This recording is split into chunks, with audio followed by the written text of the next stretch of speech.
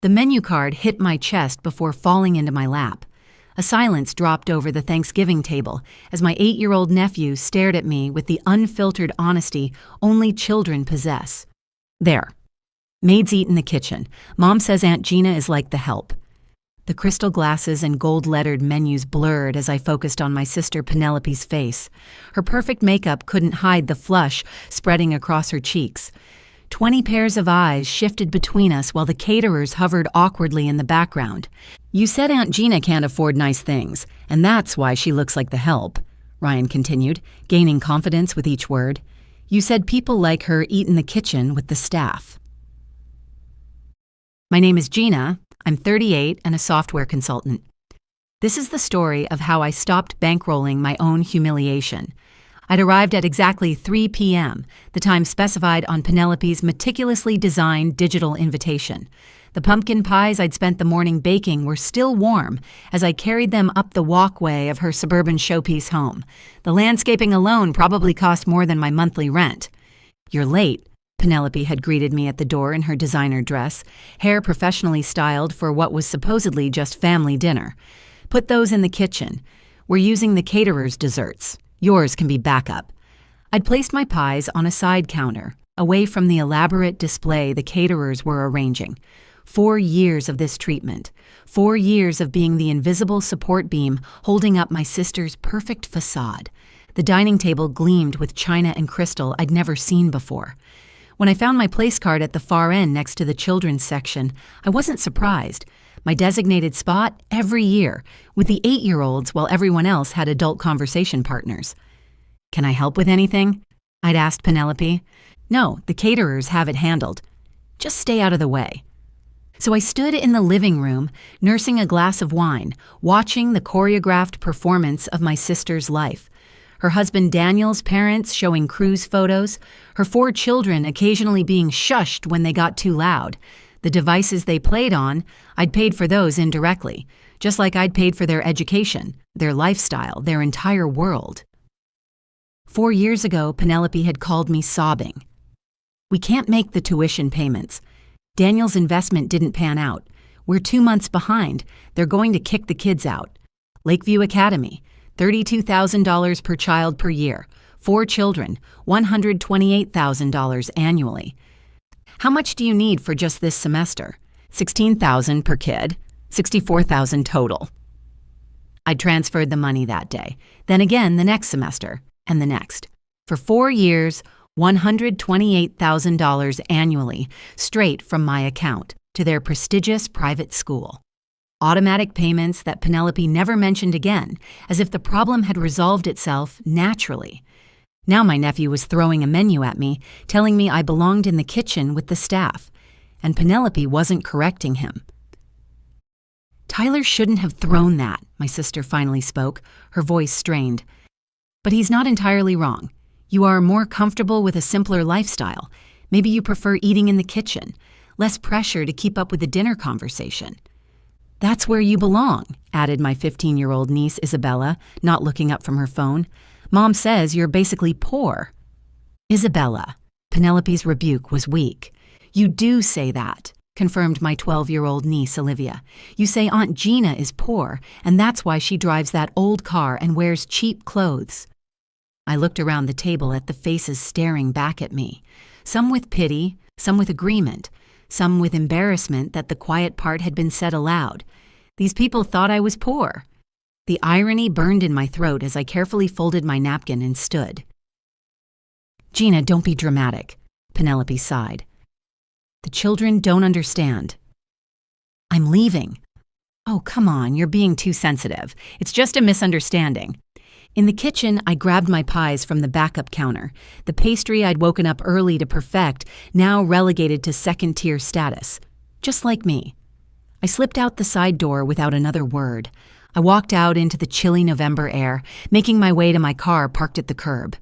In my car, I sat for a moment, watching through the window as everyone returned to eating. Penelope was talking animatedly, probably smoothing things over, reframing my exit as an overreaction. Tyler was laughing. Isabella was back on her phone. Life continued without interruption. After watching them continue their dinner without me, I drove the 20 minutes back to my apartment building on Oak Street. I entered my apartment, small, modest, in an older building, the kind of place Penelope would call sad or starter, even though I'd lived there for 8 years. I could afford better, much better. I made good money as a software consultant, 6 figures, stable contracts, excellent benefits. But I lived simply because $128,000 of my annual income went to Lakeview Academy for 4 children who'd been taught that I was basically the maid. My hands shook as I opened my laptop and logged into my bank account. I found the automatic payment set up for Lakeview Academy, 4 monthly payments of $10,667 each. I canceled them all. Then I drafted an email to the school's billing department. Please be advised that I will no longer be covering tuition payments for Isabella, Olivia, Nathan, and Ryan Taylor, effective immediately. All future payments are the responsibility of the parents. Thank you. I hit send, then collapsed into bed, my body suddenly heavy with the weight of 4 years of unacknowledged sacrifice. The next morning, I made my way from my bedroom to my living room window, watching the city wake up as my phone continuously buzzed. My phone started ringing at 7 a.m. the next morning. Penelope's number. I let it go to voicemail. She called again at 7:15, 7:30, 8 a.m. Finally, a text. Call me now. Emergency. I didn't respond. At 8:30, my phone rang from a number I didn't recognize. I answered, curious who else might be calling. Miss Walker. This is Victoria Rogers from Lakeview Academy's business office. Yes? I'm calling about the Taylor Children's account. We received your email this morning. I wanted to confirm that you're discontinuing payment for all 4 students. That's correct. The woman paused. I see. The account shows your last payment covered November. December tuition is due next week, and we haven't received authorization for payment. The account balance for all 4 students is now $42,668 for December, and the spring semester payment of $64,000 will be due in January. You'll need to contact the parents about that. We tried. Mrs. Taylor seemed unaware that you were the one paying tuition. She was quite surprised. I imagine she was. Ms. Walker, these children have been enrolled here for 4 years. This is very disruptive. The parents will need to make arrangements. I'm no longer able to contribute. I understand. I'll note that in the file. The parents have until December 10th to bring the account current, or we'll need to discuss the children's continued enrollment. After she hung up, I made coffee and sat by the window. My phone was blowing up with calls and texts from Penelope. I also saw missed calls from Daniel's brother and our aunt. Penelope must have told them about the situation and given them my number. Finally, around 10 a.m., she showed up at my apartment. I wasn't surprised she remembered where I lived. She'd dropped the kids off for occasional weekend visits over the years. I buzzed her in. I heard Penelope's quick, angry footsteps coming up the stairs before she burst through my door. What the hell did you do? Good morning, Penelope. The school called.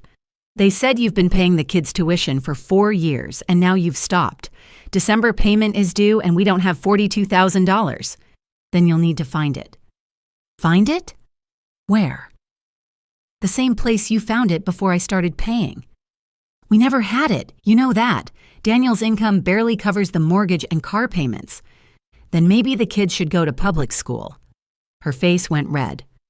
Public school? Are you insane? Isabella's applying to colleges next year. The twins are finally thriving. You can't just pull them out. I didn't pull them out. I stopped paying for a school you apparently can't afford. You've been paying this whole time and never said anything. You called me crying 4 years ago, asked for help. I helped. You never mentioned it again, so neither did I. But to just stop without warning. I was called a maid at your Thanksgiving table. Your child threw a menu at me. Your son said I belong in the kitchen. Your daughter called me poor. Your husband's parents agreed. You told them I was like the help. Penelope's mouth opened and closed. They're children. They don't understand. You taught them. Ryan repeated exactly what you'd said, that I can't afford nice things, that I look like the help, that people like me eat in the kitchen. I was frustrated. You don't make an effort. You show up in cheap clothes while everyone else dresses nicely. You don't contribute to conversations. You sit there quietly judging everyone while—" She stopped suddenly, her expression changing. "While what?" "While paying," she faltered, "for the children's education." $128,000 a year, I supplied. I've paid over $500,000 in 4 years. Penelope sank onto my couch. $500,000? $512,000 to be exact. I thought Daniel said he restructured his investments, that the money was coming from his portfolio growth. It was coming from my bank account. Every month, automatically. She was crying now, mascara streaking down her cheeks. Why didn't you tell me? You didn't want to know. It was easier to believe Daniel had fixed it, that you were paying your own way, that your hard work and sacrifices were covering everything. But you were living like this. She gestured around my modest apartment. While we had everything. I chose to live like this so I could help. And yesterday your family made it clear exactly what you all think of my choices. Gina, I'm sorry. The kids didn't mean... The kids meant exactly what you taught them. That I'm less than you. That I'm poor and sad and belong in the kitchen with the help. That's not what... It's exactly what you said. Ryan quoted you directly. She covered her face with her hands. What do? We can't afford December's payment, let alone the spring semester. That's not my problem anymore. They'll kick the kids out. Then you'll enroll them in public school like the majority of families do. But the college applications, the connections, the programs. You should have thought of that before teaching your children I was a maid. She looked up at me, mascara running. Please, I'll apologize. We'll all apologize. The kids will write letters. We'll make it right. You can't make it right. You can't give me back 4 years of Thanksgivings where I sat at the kids' table while you talked about sacrifices. You can't undo Ryan throwing the menu at me. You can't unhear Isabella calling me poor while wearing the $700 boots I indirectly paid for. I'll tell them the truth, that you've been helping. They'll be grateful. They'll be embarrassed and possibly resentful. That's not my problem either. Gina, please, they're children. They need their school. They need parents who can afford it, or parents who teach them not to call their benefactors maids. She stood up. You're really going to do this? Destroy their education because of one dinner? I'm going to stop funding a lifestyle for a family that treats me like hired help. We're family. Family doesn't throw menus at each other. Family doesn't assign seats at the kids' table and say that's where you belong. Penelope walked to the door, then turned back.